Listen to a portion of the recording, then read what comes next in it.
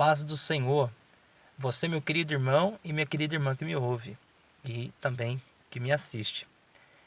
Me chamo Samuel Moreira, sou o criador deste canal que tem por objetivo ajudar você a alcançar conhecimento bíblico.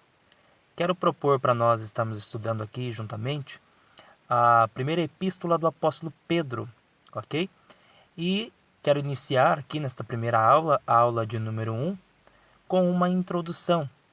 Ou seja, eu vou introduzir vocês que me ouvem na carta primeiro, para depois a gente começar a aprender o texto em si, ok?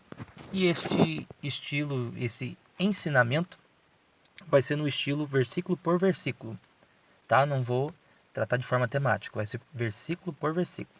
A gente vai examinar contexto e texto e dar a explicação e a aplicação.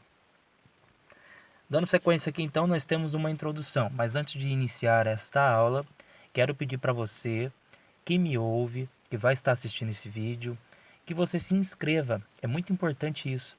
O intuito deste canal não é ganhar dinheiro, tá? Não é monetizado. É um canal que tem por intuito levar a palavra de Deus a pessoas que têm dificuldade. Então, se você passou por este vídeo ou se deparou com este vídeo, inscreva-se. Conto com você para isso.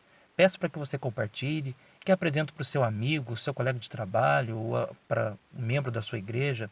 Se você é pastor, que você possa tirar proveito também deste vídeo e auxiliar nesta obra aqui, comunicando este vídeo com outras pessoas de forma evangelística, ok? Vamos então para a nossa introdução. E aqui está, diante de vocês neste vídeo, um esboço pequeno que eu fiz, que vamos estar tratando nele os assuntos principais. Começando pela autoria. Irmãos, capítulo 1, versículo 1 de 1 Pedro, você já vai ver lá a saudação dele, né? Dizendo assim, Pedro, apóstolo de Jesus Cristo. Então, coloquei aqui para vocês o que é mais aceito entre as escolas teológicas, de que Pedro, o apóstolo, aquele que foi discípulo de Cristo, é o autor desta epístola. Data, provavelmente, é uma hipótese, tá? Quando você tiver a oportunidade de estar lendo um comentário ou vendo outras videoaulas a respeito de 1 Pedro, você pode encontrar datas diferentes. Então, aqui é apenas uma hipótese, não uma verdade absoluta. Entre os anos 64 e 65 depois de Cristo. Local. Local também existe, no caso, 3 hipóteses, mas apresentei aqui a que é mais aceita. O local é Roma. E é interessante que na própria epístola, coloquei aqui que ele fala Babilônia como um código. Na epístola, ele se apresenta como estando em Babilônia. E existe uma hipótese de que ele está usando um codinome, um código. Por quê? Porque poderia correr o risco da carta parar em mãos erradas e assim iria revelar que em Roma tinha uma igreja. Então, para guardar ou defender ali a identidade da igreja que estava ali em Roma, e lembremos aqui que estava iniciando-se uma perseguição, então a igreja não podia ser revelada. Então ele usa um codinome chamando de Babilônia a capital romana, ok? Então esta é a hipótese mais crida que coloquei aí entre parênteses para vocês que estão acompanhando. Bem aqui, tá? Essa partezinha aqui. Ok, dando sequência, vamos para o secretário. Aquele que ajudou Pedro a escrever a carta. Por que eu coloquei isso aqui?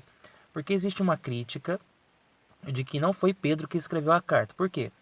As pessoas se perguntam, como que alguém como Pedro, que não tem escolaridade, que não entende de linguística, que não entende de gramática, pôde escrever uma carta dessa, com um texto desse?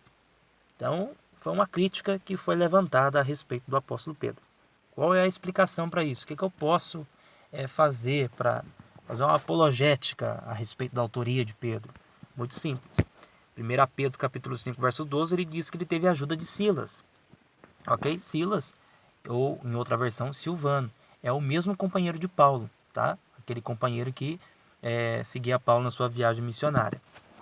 Então, observe aqui que ele era um homem que tinha domínio na gramática, era um homem eloquente. Então, sendo ele secretário, isso explica o porquê que esta carta tem um texto tão bem feito, tão bem colocado, tão bem elaborado, ok? Dando sequência, perdão, deixa eu voltar aqui, dando sequência, os destinatários ou destino. Eu coloquei aqui que Pedro enviou a sua carta para a região da Ásia do seu lado sul, tá? Existe uma hipótese de que ele enviou para o lado norte, mas eu coloquei aqui uma que é bem aceita, que é a Ásia do lado sul, onde Paulo e Barnabé haviam evangelizado, ok?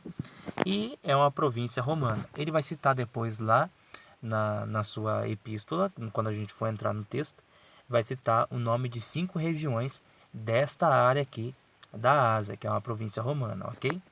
Bom, dando sequência, ocasião da escrita. O que eu quero dizer aqui com ocasião da escrita? É o que levou Pedro a escrever, tá? Por que ele escreveu? Por conta de uma eminente perseguição causada por um homem que era imperador chamado Nero, devido a um incêndio em Roma. O que eu tenho para dizer para vocês aqui? Segundo a história, houve um incêndio em Roma. E este homem, Nero, ele colocou a culpa do incêndio nos cristãos e parece também que nos judeus.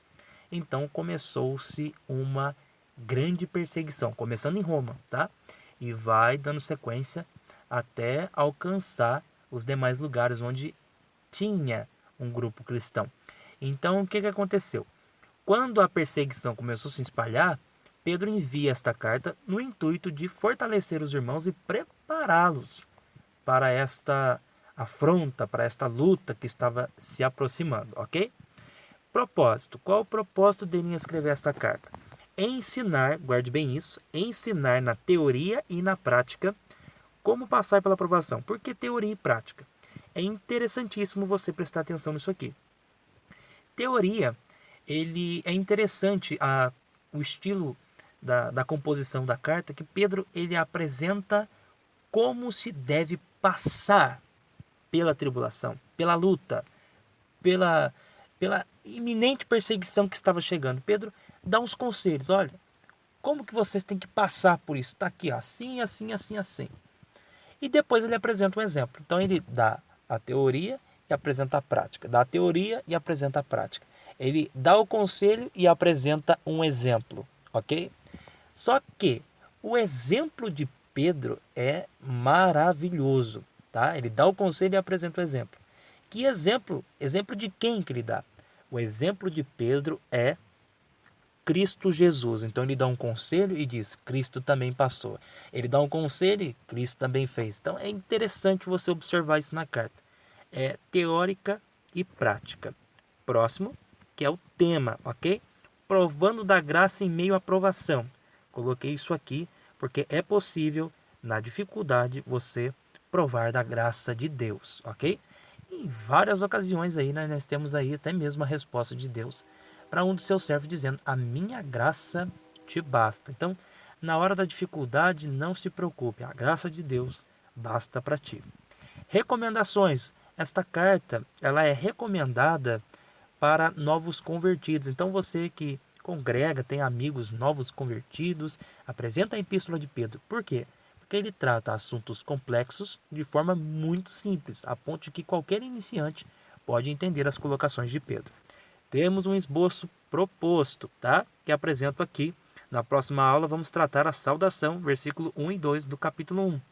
E depois, na sequência, os demais tópicos. A identidade do povo de Deus, capítulo 1, verso 3 até o capítulo 2, verso 10. Responsabilidades do povo de Deus, capítulo 2, verso 11 até o capítulo 4, verso 11. Responsabilidades da igreja em meio à provação, capítulo 4, verso 12 até o capítulo 5, verso 11. Considerações finais, capítulo 5, 12 até o versículo 14. Ok? Que Deus te abençoe, forte abraço, fica na paz do Senhor Jesus e conto contigo. Evangelizar é um trabalho da igreja. Até a próxima. Tchau, tchau.